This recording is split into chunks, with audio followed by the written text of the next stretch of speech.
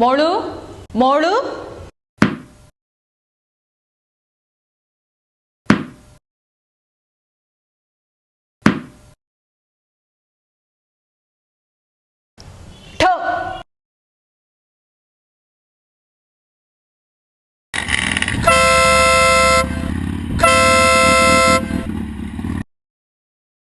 ഈ കുട്ടിക്ക് എന്താ ചെവിയാക്കത്തില്ലേ?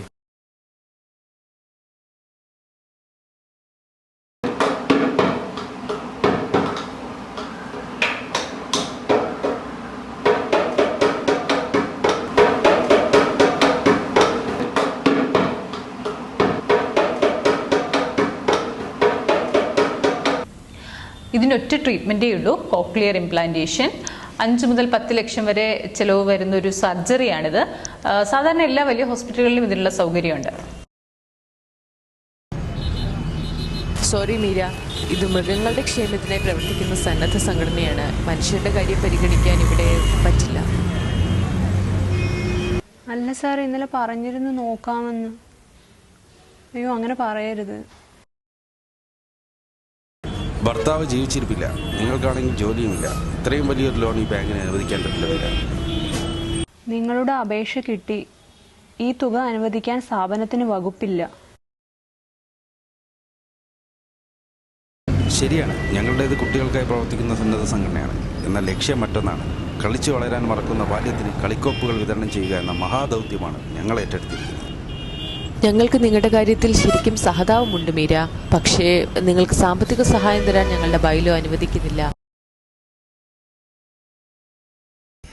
അതിനിപ്പോൾ വിഷമിക്കേണ്ട കാര്യമൊന്നുമില്ല. ഈ സർജറി തീർത്തും സൗജന്യമായി സർക്കാർ തന്നെ ചെയ്തു കൊടുക്കുന്നുണ്ട്.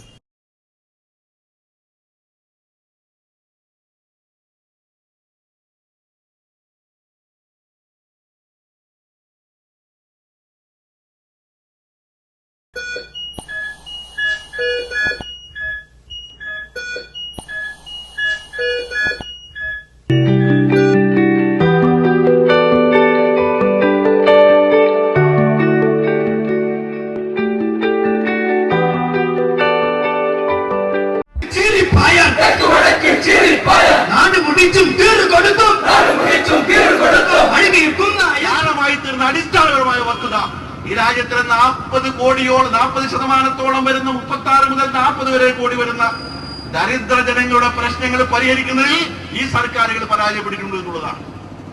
ഈ ദരിദ്ര നാരായണന്മാരുടെ പ്രശ്നങ്ങൾ പരിഹരിക്കാതെ ഈ മട്ടിൽ എക്സ്പ്രസ് രീതിയിൽ ചിന്തിച്ച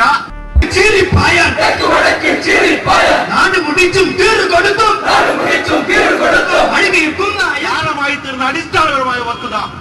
ശബ്ദങ്ങൾ പലതും കേൾക്കും, നല്ലതും ചീത്തയും. അതിൽ ചീത്ത ശബ്ദങ്ങൾക്ക് ചെവി കൊടുക്കാതിരുന്നാൽ മതി.